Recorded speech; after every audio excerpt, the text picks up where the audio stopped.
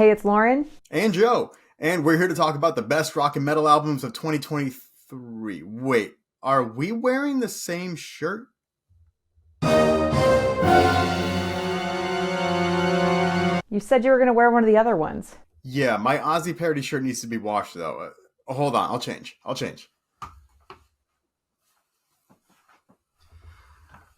All right, and I'm back.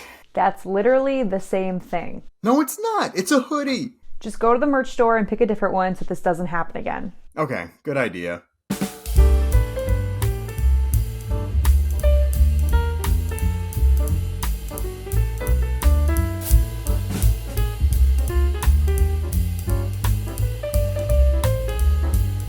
I meant later, Joe. Let's get to talking about these albums. On loudwire.com, we posted our list of this year's 25 best albums, and we're going to take you through them in the order that they were released this year. That's smart. We'd probably be fighting if we were trying to rank all of them. But this will be like a really fun trip through the whole year, and I can't believe some of these albums have been out for almost a year already. Well, let's get to it. Kick it off, Joe.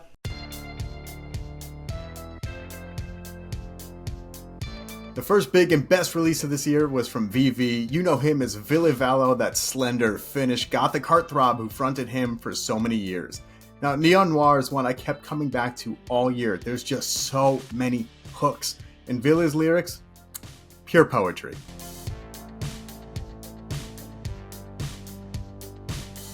And contrasting those sticky, sweet pop rock songs are the Knuckle Draggers in Sanguis Ukabog, the band that's as much fun to say as it is to spell. Brutal death metal hasn't been this catchy, maybe ever. Cody Davidson's drumming might be the best part. There's no next level for Sandwich Cheddar Bomb, Sanguis Ukabog, without him. Disgusting, punishing stuff. This moves the human species back 3 to 4 spots on the Darwin chart. And there's definitely no better Instagram follow than Santa Sugar Dog.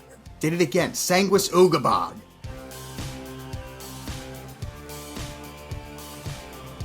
In Flames dropped a big one in February, and I feel bad for these guys. They take so much crap from a divided fan base, but on Foregone, it really combines the best of some eras of the band. It's a great entry point for the new fans, and should definitely excite fans of the late 90s, early 2000s more than a lot of their other stuff has since that time.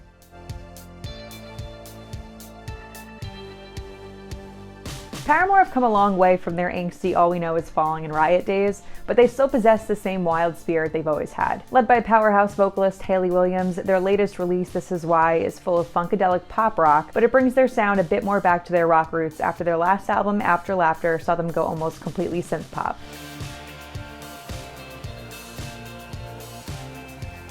In the few months leading up to the release of Godsmack's 8th album, Sully Erna said in interviews that it would likely be the band's last full-length release, mainly because they wanted to wrap up their discography on a strong note. Needless to say, Godsmack delivered on Lighting Up the Sky, from the proggy opener You and I to the more catchy upbeat songs like Surrender and Soul on Fire. If this really was Godsmack's parting gift to their fans, we're more than satisfied. The hardcore fans may be disappointed that this could be the last new one, but there's other stuff for hardcore fans, right, Joe? There sure is!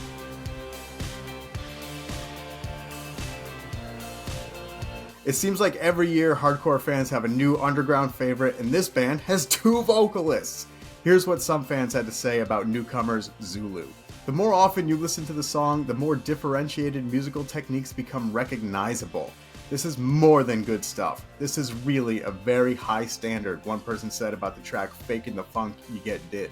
As a South African metalhead, Zulu makes me hella proud to see them incorporate African feel into their music, another fan said of the song From the Gods to Earth.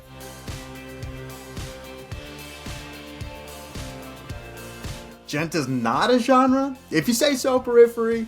We know a lot of artists don't love being labeled with subgenres, especially by journalists, the media. Oops, sorry guys, we don't have to fight like this. We love you. And if it's not gent, well, whatever it is Periphery want to call what they do, it's fucking impressive. Always challenging themselves and their fans, and preconceived notions of what a genre is, and that maybe it shouldn't be reduced to a single open note guitar sound.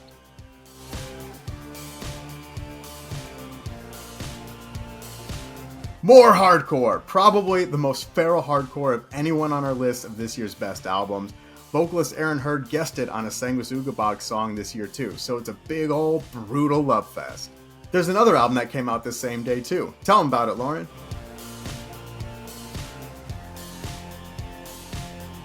You already know it's a big year when we get new music from Metallica. They hadn't released an album since Hardwired to Self-Destruct came out in 2016, so we were certainly due for some new Kirk Hammett riffs and James Hetfield yes. They said they weren't going to make fans wait 8 years again, and they stuck to it. From the start, the record had an interesting story, with the title 72 Seasons referring to the first 18 years of life. The result of the band's many Zoom recording sessions was a lengthy set of thrashy, relentless, and introspective songs, mainly centered around Hetfield's personal experiences, particularly his struggles with mental health and addiction.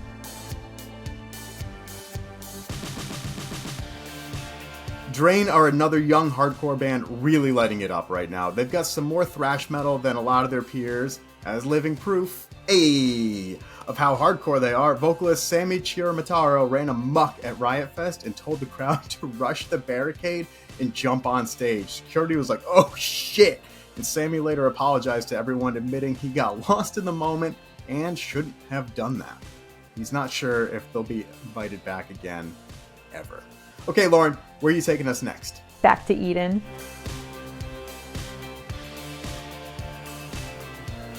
Few bands have made a bigger splash in metal than Sleep Token have in the last few years. Maybe it's the fact that they've taken the Slipknot approach, keeping their identities hidden by wearing masks and concealing clothing on stage, or maybe it's the music, which is impossible to slap with a label, but is best described as trippy alt metal that has reached a massive and diverse audience after going viral on TikTok. We need something new and different to shake up rock and metal every few years, and Sleep Token have certainly done that, resulting in Take Me Back to Eden landing on the best of year lists from a variety of sources.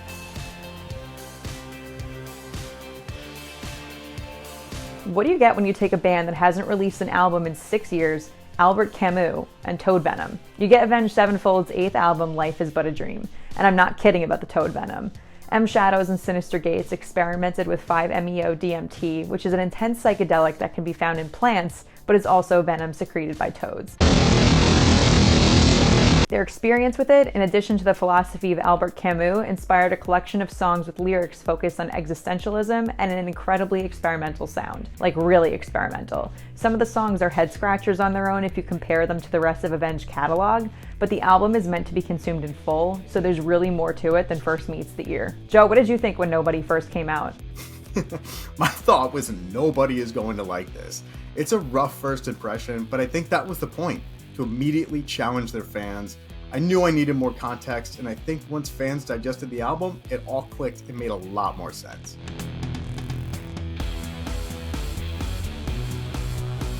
After the death of Taylor Hawkins, it was unclear what the future held for Foo Fighters, but the song Rescued marked their triumphant return. It was immediately apparent that Dave Grohl was behind the drums on the recording, and the few others that they released afterward, like the emotional Under You. But Here We Are came out in early June. Dedicated to both Hawkins and Grohl's mother Virginia, it sounds like a Foo Fighters album, but the overarching theme of grief and loss makes it a tough listen for anyone who can relate. Hearing Grohl's percussive talents again is bittersweet. We certainly missed it, but we miss Hawkins more. And if you're looking for a real tearjerker, listen to the closing track Rest, and make sure you have some tissues handy.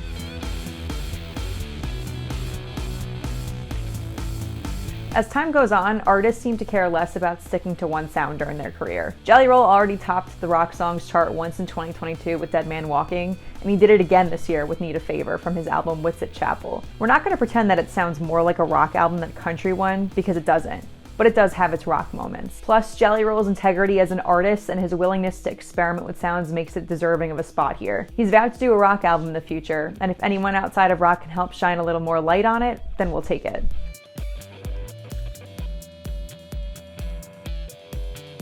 It's been a rough couple of years for Josh Homme, and it comes out on In Times New Roman, which is a pretty dark one for Queens of the Stone Age. Perhaps as a coping mechanism or just comedic relief, these song titles read like dad jokes. Emotion Sickness, Paper Machete, Carnivore, and that's only some of them. Hopefully things start to look a little bit brighter for Homme in 2024.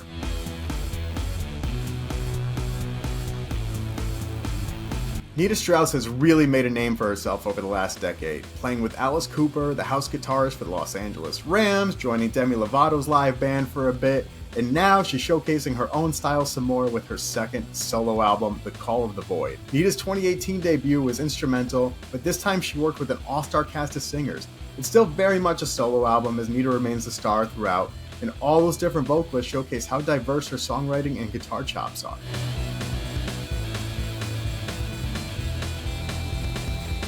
For me at least, this is the best Greta Van Fleet album yet. Super trippy, mystical, desert vibes. It's everything I've wanted from them. And it was a big year for singer Josh Kiska too, who came out during Pride Month in June, revealing he's had a same-sex partner for the last 8 years. He also received a message of support from our metal god, Judas Priest, Rob Halford. Definitely one of the real feel-good moments of 2023.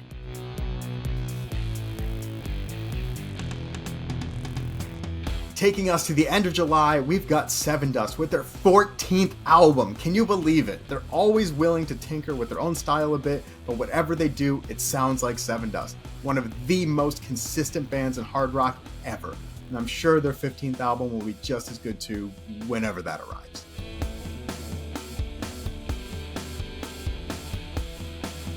What's a sophomore slump? Wolfgang Van Halen wouldn't know.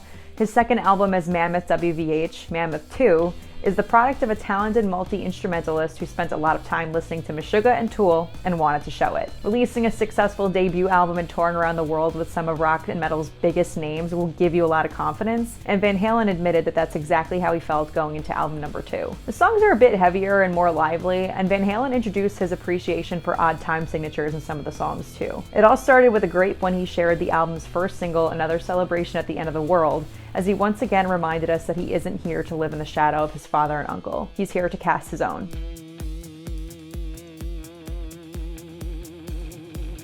Who is Filter? What is Filter?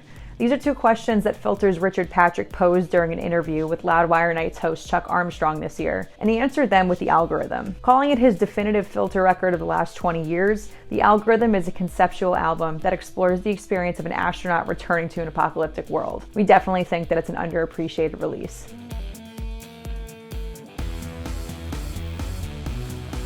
I think my favorite thing about the 16th Cannibal Corpse album is the solos. Eric Rutan sounds even more comfortable in the band this time around, now playing on his second album with the death metal vets. I mean, what else do I have to say? Sick, brutal, every single time. The only thing more certain than a new Cannibal Corpse album being good is the death that awaits us all. Hopefully just not in any of the ways described in these songs. Wait, you're wimping out of fighting in the zombie apocalypse? Lauryn, there's people watching. You don't have to point it out.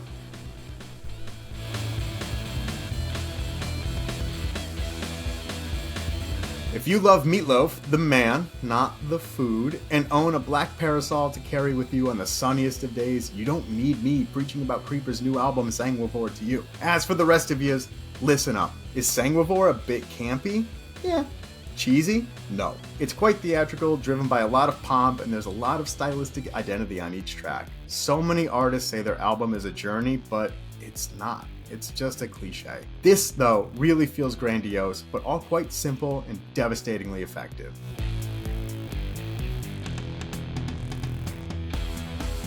Blink-182's new album was another one of the most anticipated rock releases in recent years, as it marked the return of guitarist Tom DeLonge, who hadn't played on one of the band's records since 2011's Neighborhoods. That, coupled with Mark Hoppus's Cancer Battle in 2021, resulted in One More Time, a set of songs that maintains Blink-182's angst and humor, but adds a dose of introspection and maturity that we haven't quite heard from them yet. The cherry on top was that it debuted at number 1 on the Billboard 200 and had one of the highest first-week sales in the rock category this year.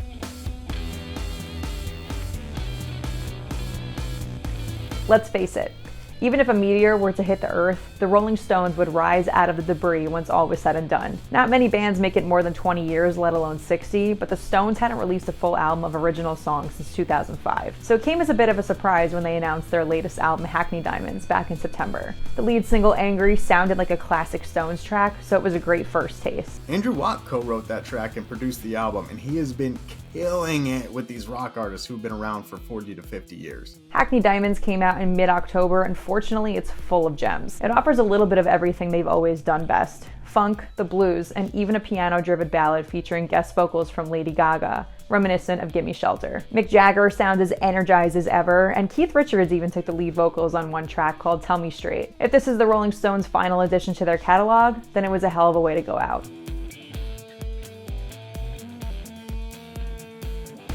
First off, can we acknowledge that Dirty Honey still aren't signed to a label? They made history in 2019 when they became the first unsigned band to have a song reach #1 on the rock charts, and they've been going strong ever since. Their latest release, Can't Find the Break, saw them get even stronger though, as they branched out sonically with a batch of more mature sounding songs and more layered and detailed instrumentation. If the Rolling Stones put out the best blues album of 2023, then Dirty Honey followed suit pretty closely. And that's it on 2023. Thank you so much for joining us. Let us know in the comments what your favorite albums from this year were and which ones have you most excited about 2024. And if you want to help support our channel, check out all the good stuff at our merch store at loudwiremerch.com.